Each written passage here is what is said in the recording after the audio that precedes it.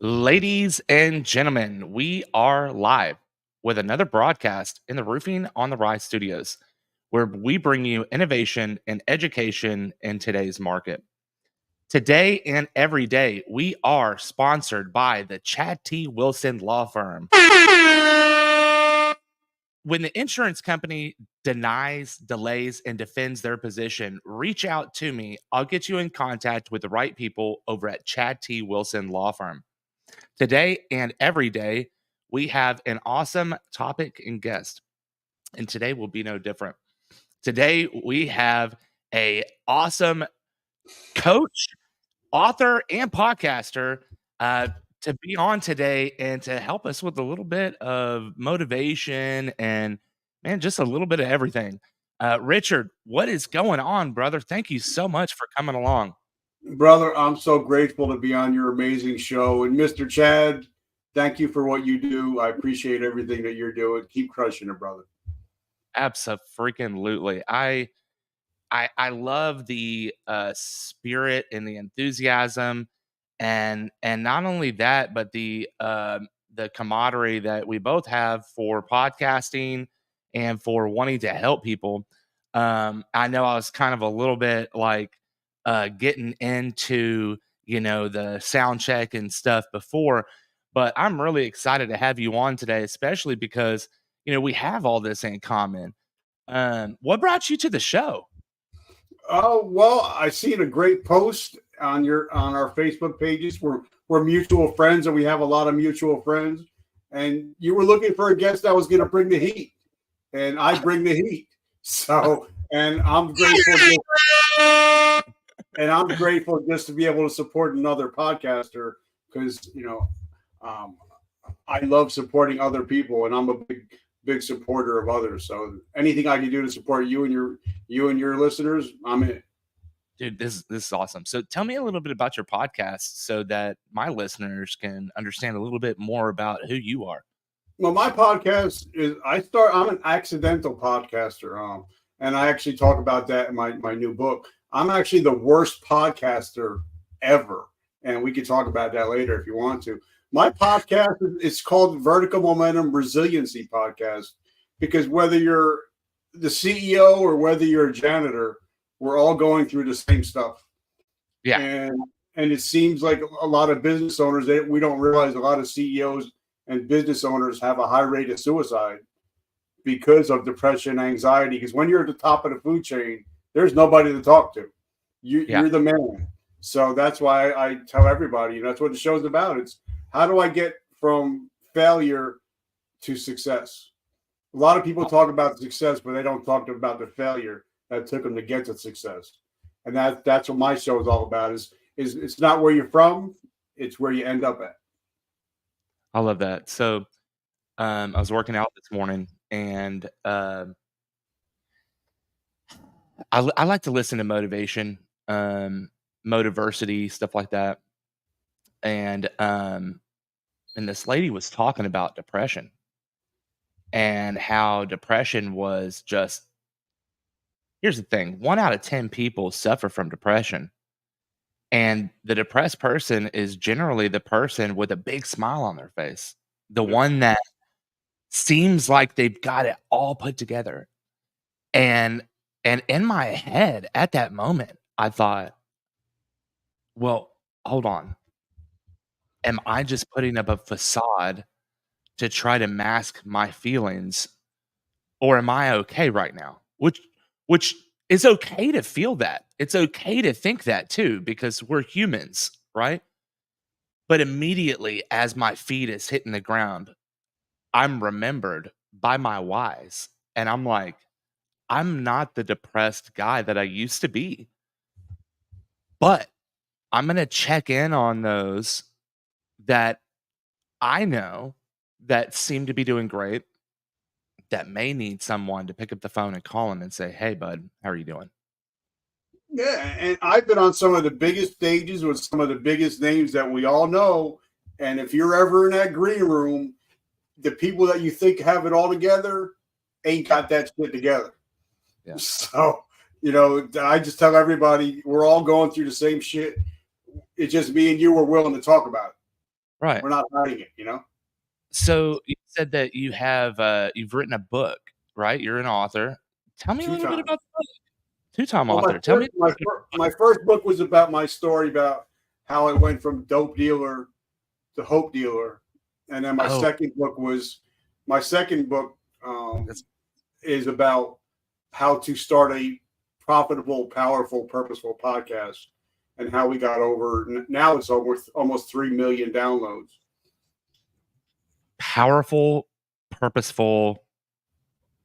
What? Purposeful, because if you don't have a purpose, your podcast is not going to last past 13 episodes. If it's Yeah. not powerful, nobody's going to listen. And if it's not profitable, you're not going to stay in business. So I teach somebody buys my book, they can buy the book by breakfast and have a podcast by dinner. That's pretty cool. Um, I don't know of a book out there like that. So I think And you've hit a actually, if they get the ebook, everything is clickable. So all you do is have to click, and you can have your own podcast started by dinner time. Oh, that's pretty cool. That's pretty cool. It's 42 pages. There's no fluff. It's all power, and it's actually the whole back cover is written by my mentor, John Lee Dumas, who gets over 1 million downloads a month. Oh, that's cool. He's the one that taught me. So now I'm just trying to help others. I'm just trying to pay it forward. Yeah. Yeah, that's freaking awesome, man. So dope dealer to hope dealer. That's gonna be the title of this episode. Tell me a little bit about that. Tell me about that past as a dope dealer and what was it that made you want to get out of it? Well, I've had a lot of different things in my life. I'm a ninth grade dropout. I don't even have a GED. So it's Oh, crazy wow. that I have 2 best-selling books. I've read over 6,000 books. I have 18 books going right now, 2 audio books. So I'm all self-taught. Um, got thrown out of the military for being a drug addict. Got back in, was going to get thrown out again until 9/11 saved my life. September 11th saved my life. But as far as I've been sober 35 years now, because Wow. I was looking at a 5-year bid for robbing a police officer. I was looking at grand larceny for 5 years in prison, Mm, and I decided to get sober at 20. wow. So I started drinking at 11. That's phenomenal. So I've been sober since 1989. Now it's going on 35 years. And I decided, I've done enough grimy shit in my past. Now it's time to help try to pay it forward and leave this world a better place when I die. So that's where the hope is. Because if I can make it, if I can become a top selling author, podcaster, speaker, and I'm a ninth grade dropout, Right. anybody, and I'm 80% blind. That's why I got these stupid glasses on, because I can't see. I'm almost 80% blind. Wow. And I still do 6 episodes, still have 300 podcast episodes I haven't released yet. Yeah. That's a lot. I'm That's the a lot. Tupac of podcasting. That's a lot in the queue. So a friend of mine, podcaster as well, big shout out to Chuck Allen over in San Antonio, Texas, with Keeping It Rio podcast. We were hanging out this weekend and he was talking about how many he had in queue. I think he had like 7 to 10 or something like that, right? I'm like, okay, I need to get my numbers up, because I got a couple good productions that were supposed to be released within a month that have been pushed out to 2 months that are probably going to be pushed out to 3 or 4 months. But it's going to be lit. It's going to be an amazing episode. People are waiting for it. It's going to be good. It's educational. I'm excited to produce it. Another one with a local contractor, and a similar story. Zero to hero. More of just like and like personal life and development. His dad and family kind of looked down on like the roofing community, and when he became he came into roofing. that story was able to be told in a different light that nobody's really heard before. And people can speculate about people, people can start rumors. I mean, listen, nobody's perfect, right? It's about like every story that is sought after is an underdog, you know? And so that's why I love these type of stories. Tell me a little bit about writing your book, your first one. What motivated you to write the book? because Gary Vaynerchuk told me to do it. After I Okay. had lunch, after I had lunch with Gary V, he told me I needed to write a book and start a podcast and put all my grimy shit out there. So I did, and I had no audience. I had no friends, no family, no social media presence. But once he heard my story about coming back from drug addiction, alcoholism, homelessness, PTSD, blindness, he's like, "You need to write a book." So I did, and because of Gary Vaynerchuk, Gary V, I wouldn't be doing what I'm doing. So I always give a big shout out to Gary and his Dude, father. Love his dad. Dad's amazing. So if it wasn't for him, I wouldn't be doing any of the stuff that I'm doing today. that's awesome. Gary's got a big influence and such a positive influence out of everyone that I see out in the public sector. You know, the dude records himself at like garage sales making wins, small wins. And people don't think about those little tiny wins and or tiny losses too, right? Because he talks about those. And Um, and unfortunately, if you don't know Gary, he's going through some big changes with his family life and stuff like that. But it never lets you never see him get down about it. yeah. So Gary was like getting surgery on his eye or something like that. He was getting like stitches in his eye the other day, And he's and recording. And he's recording. Yeah. he was recording. And a friend of mine, they had like a big business type of um, connection with Gary that day. I forgot what exactly it was called. And so they were on this with him, and he was like still like unfazed, just like still giving this information to people and imparting knowledge. Part of me thought, okay, this dude's a little bit over the top. But then at the same time, I looked at it as a very humble thing, as he doesn't have much time because he's highly sought after. And the time that he does have, he's willing to impart. Super valuable type of person. And And I that's the think, kind of person I try to be like that. Like even before I came on, when I messaged you on Facebook, I was yakking in the toilet bowl in between. yeah, I've been sick all day, but I'm like, you know what? If I promise I'm going to be somewhere, somebody needs to hear what we're talking about. So I don't care what I got to go through in order to get there. ooh, I love that. I love that.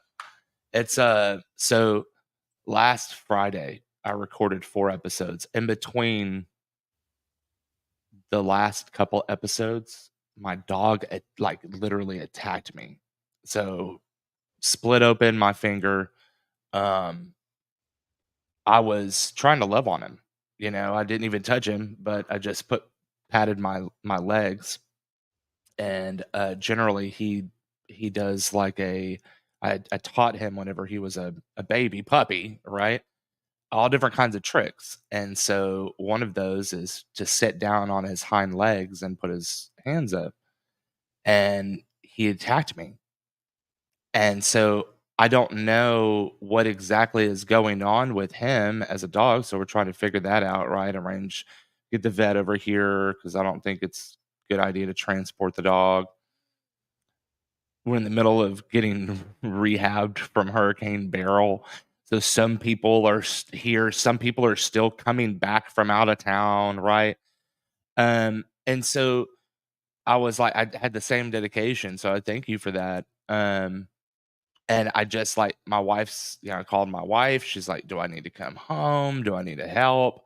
I'm just like, "I just need you to calm me down and like walk me through what I need to do." Even though I'm a grown adult, sometimes, and this is why there's EMTs and people in the medical field, because when you're hurt, you can't think about anything else besides the pain a lot of the times. But And it all comes down to the resilience of roofers. yeah, Roofers are some of the most resilient people and strongest and hardworking people you'll ever meet. And I yeah, think that's why I respect roofers so much, because they'll work sun up to sundown, 100 degrees, 50 degrees. They're going to get the job done, and there's yeah, no excuses in roofing. Either yeah, the roof is on or it's off. yeah, Yeah, yep, yeah.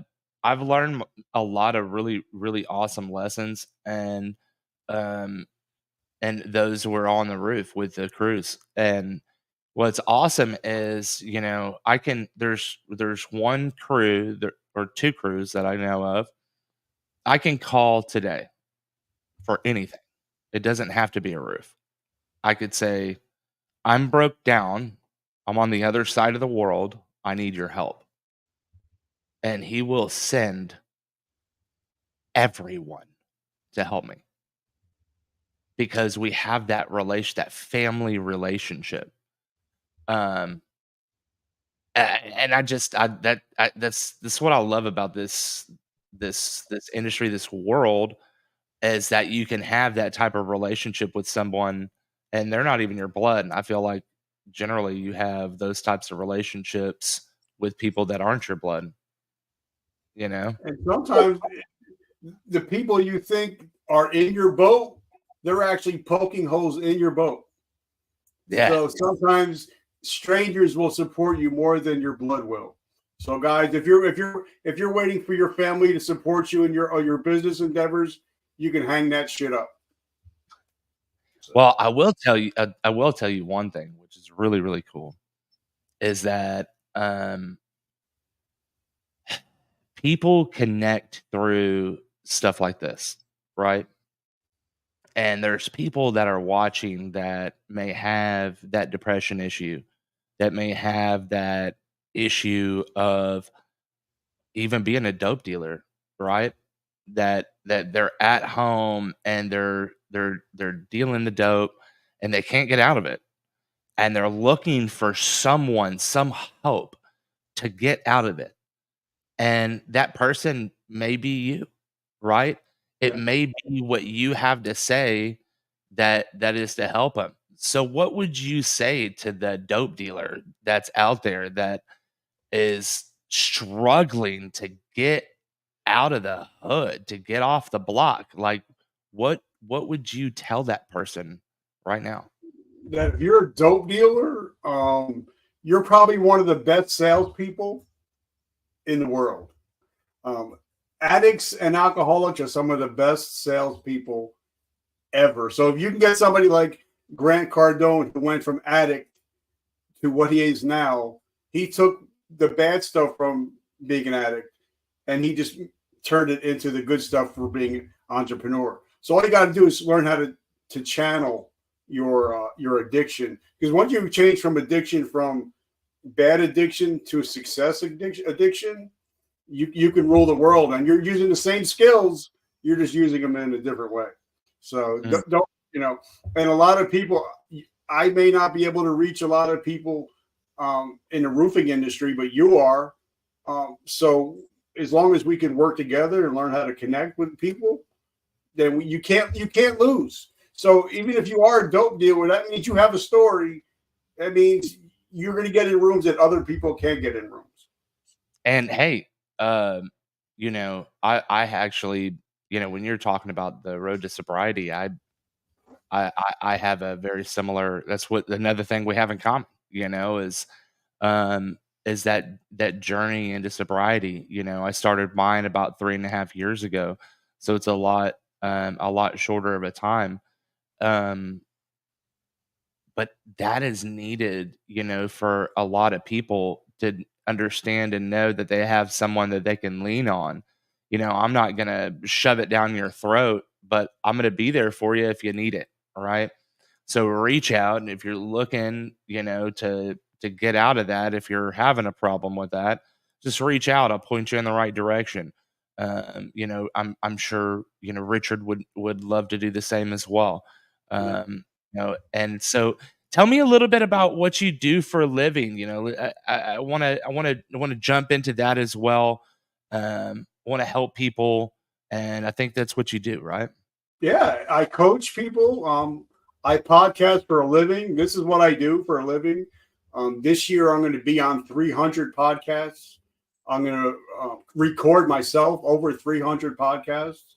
So Wow. this is what I do for a living, and plus my books and my speaking. So this is all I do. I don't do anything else. I'm retired military after 23 years. So this is all I do is help people 24 hours a day, 7 days a week. So I don't do anything else. This is what I do. What made you want to become a coach? Well, I mean, when I was in the military, wherever I was stationed, I was always working with a GNC at a Gold's Gym. So I was always in the health and fitness industry. I spent 30 years with GNC, and over that time, I've worked with Triple H, Undertaker, The Rock, um, What? players from the NBA, WWE, NFL. I Okay. ran Lennox Lewis's training camp for 6 fights when he was a world champion. So I've worked with a lot of athletes, and I've helped a lot of them come back from injuries. And then when I Wow. told Gary my story about my coming back, he's like, "Bro, you're the comeback coach." So he's the one that started the whole coaching thing. Oh, that's cool. Yes. So that's that's awesome. Okay. So would you say that a lot of the success that you have in your life now is because of the time that dinner that you sat down with Gary Vee? Yeah, it was the best 30 minutes of my life. And I met him at his father's liquor store here in Springfield, New Jersey, about 20 minutes from my house. But the biggest thing, because I asked him, I said, give me a nugget. Give me something I can take from this conversation that'll change my life. And he said, your legacy will always be more valuable than your currency. Mm, And from that moment on, everything that I do, even today, everything has to do with legacy, to leaving this world a better place than when I got here. that's impactful. That's impactful right there. Um, people think about impactful conversations and impactful moments and pivotal moments in one's life, and often they are as simple as that. And it may seem like a very simplistic anecdote, but it's so much deeper and has so much more value than one can even comprehend. Yeah. Um, And like when I'm talking to you, I'm not thinking about what we got to do in 10 minutes because I know we're running out on time, but I'm not thinking about what I have to do the rest of the day. I'm in yeah, the present. I'm in the moment with you. When I'm with my wife, I'm with my wife. When I'm with my kids, I'm with my kids 100%. So for me, presence, your family would appreciate your presence more than your presence. yeah, So, for me, I think that's why I'm starting to become more successful because I live with intention. mm, And, if you're living without intention, then you're never going to get where you're going if you're focused on the shiny object syndrome. mm, that's pretty big. Um, so, as a coach, what kind of things do you like to hone in on with your clientele? Well, I work with many now. I have many on my just in my phone, just people that I talk to on a daily. Many millionaires, billionaires. David Meltzer, I could pick up the phone, call anytime I want to talk to. Richard Branson, anytime I want to talk to Richard, I got a question, I asked him. So for me, I deal with now a lot of business owners that are worrying, well, why is my business failing? And how do I get back into the black again? And why is my business failing? And how do I improve my life and my business at the same time? Because what good is it? Because I know you have a beautiful bride, you got a beautiful family.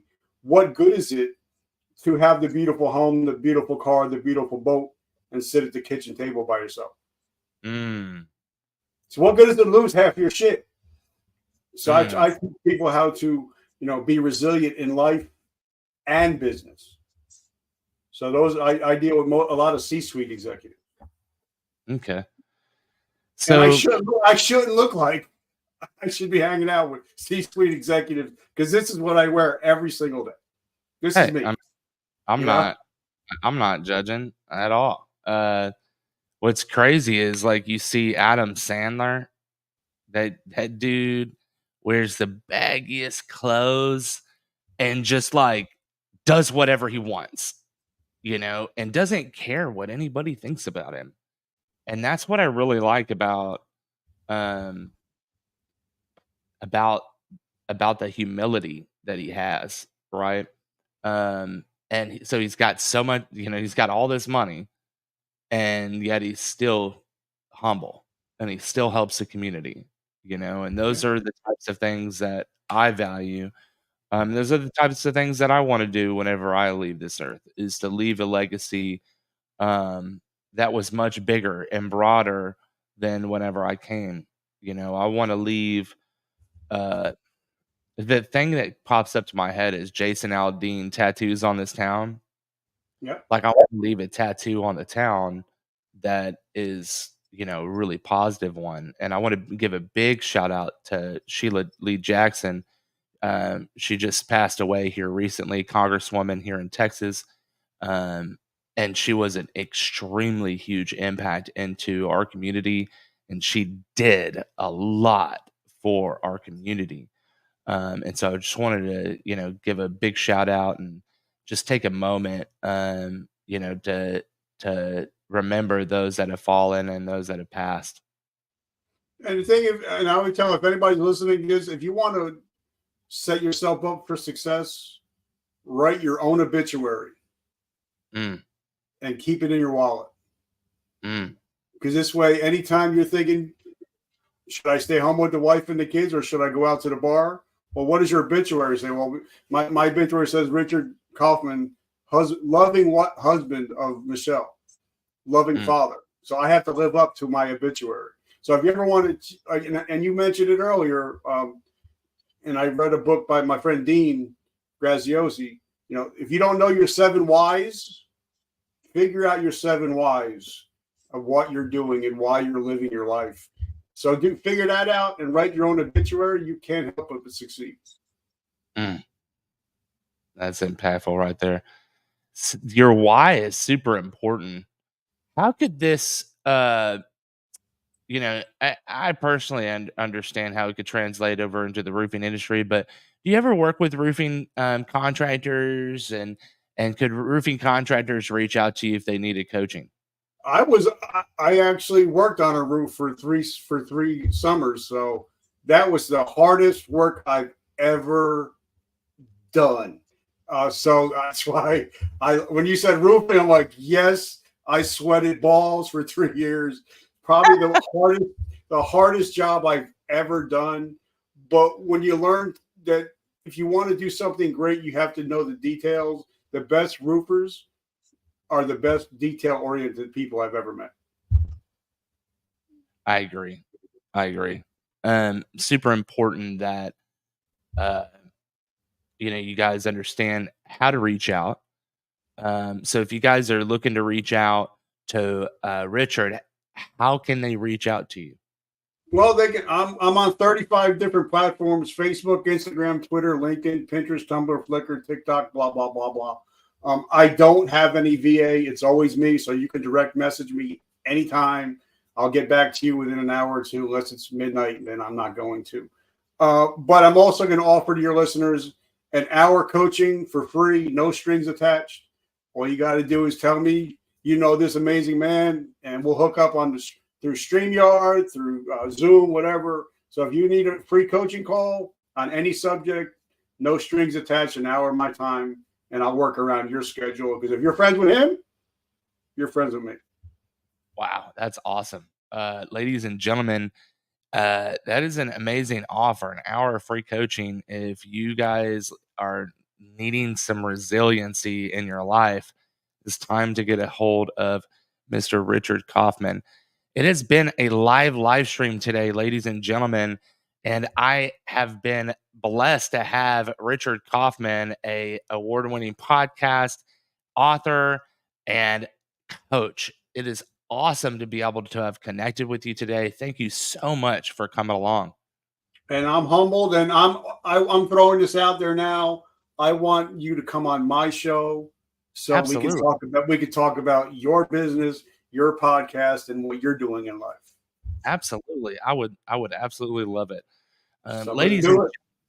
Ladies and gentlemen, if you are out there and you are dealing with an insurance carrier that is just not moving, they are not giving you what you deserve on your insurance claim, reach out to me and I will get you in contact with the right people over at Chad T. Wilson Law Firm. Again, when the insurance company denies, delays, and defends their position, reach out to me directly, 210 919 8987, and I will get you in contact with the right people at Chad T. Wilson Law Firm. Again, it's been a live stream. Thank you for coming along with another episode of Roofing on the Rise.